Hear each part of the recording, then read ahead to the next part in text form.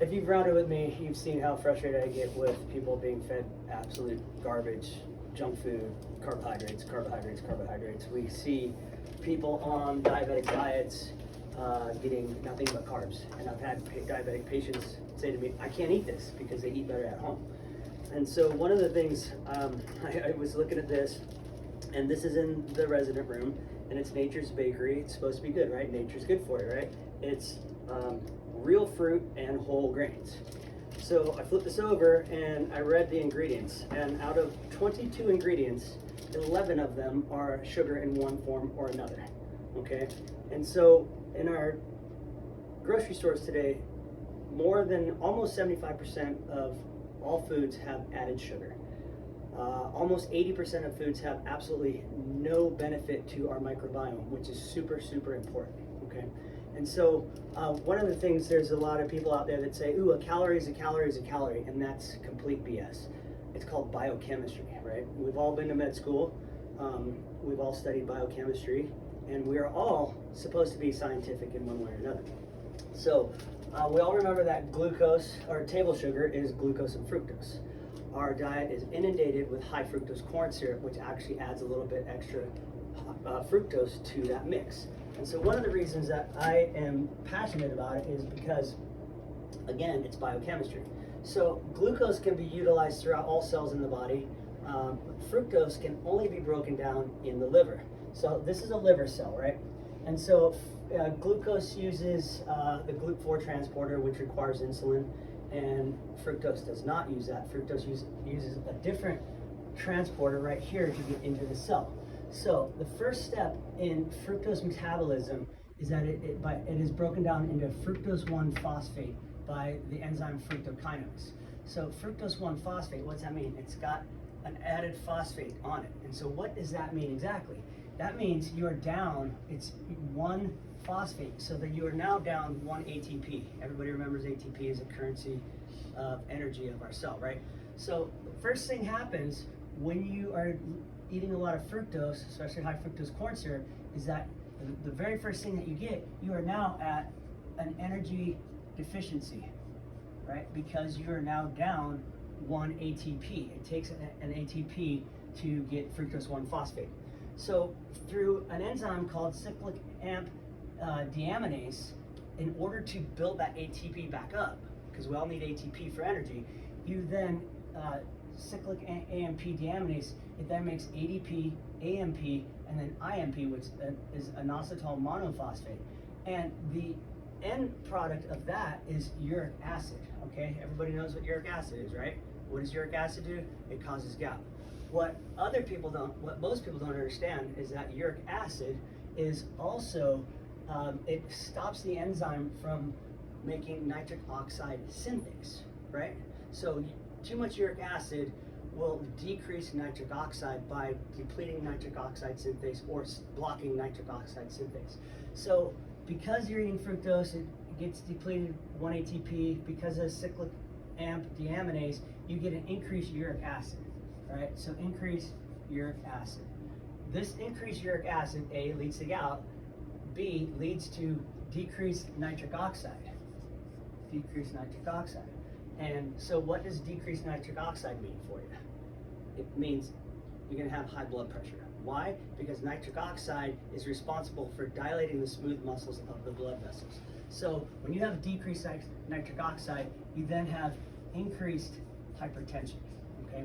So then through another pathway, it comes down here, breaks down fructose 1-phosphate into a couple different things, gets into pyruvate, which then comes into the citric acid cycle, and then from that you have actually citrate as a byproduct comes out of the citric acid cycle in the mitochondria.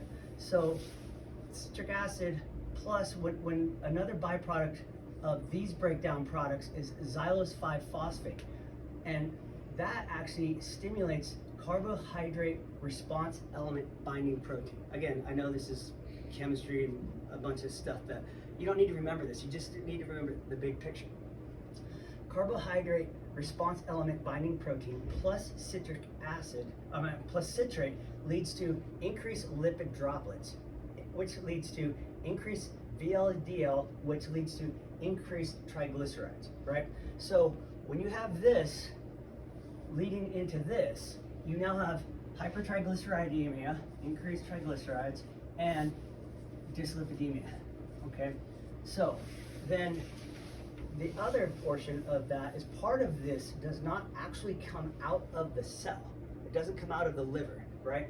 Because not all of it gets transported out of the liver. So now you have liver or lipid droplets in the cell. And what are we seeing today? We're seeing an epidemic of non-alcoholic fatty liver disease, right? So this is non-alcoholic fatty liver disease. Non-alcoholic fatty liver disease, okay, NAFLD. So then also because of this, excess lipid droplets, increased dyslipidemia, hypertriglyceridemia, you're getting a whole bunch of free fatty acids released out of the cell. Free fatty acids, because of their chemical makeup, they actually increase insulin resistance, okay? So when you have insulin resistance, and that actually happens up in the brain as well, you have an insulin resistant brain. Insulin resistance in the brain leads to cognitive impairment, can lead to Alzheimer's. They're actually saying that Alzheimer's is now type 3 diabetes, right? We've all heard that, correct? Yay? Nay? You guys have never heard that Alzheimer's is considered type 3 diabetes? It's because of this, because of insulin resistance in the brain. If you can't use the insulin, your brain can't use the glucose. What does our brain use mostly? Glucose, right?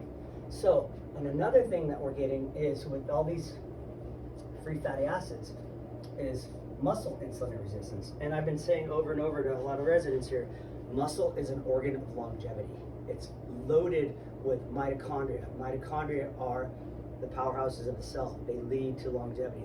Sarcopenia is directly correlated with a increased risk of morbidity and mortality. Sarcopenia, remember, is the loss of muscle mass and muscle strength, as we see in older people. So when you have insulin resistance, you get insulin resistance of the muscles, insulin resistance of the brain, okay? And so what does all of this equal up? Metabolic syndrome. Metabolic syndrome, okay? This is why sugar is so damn bad, okay? And it's not like eating a little bit of sugar is gonna kill you. But like I said in here, 11 of the 22 ingredients are sugar. This looks healthy. This is what we're feeding our children. We are truly in an epidemic that you as doctors need to help people understand why it's so bad, okay? Any questions? Does that enlighten anything for anyone? Yeah, interesting. Definitely brushes away some cobwebs. Yeah. What's that? Brushes away some cobwebs regarding all this stuff. Yeah, perfect. Yeah. All right, cool. Thank you. Go.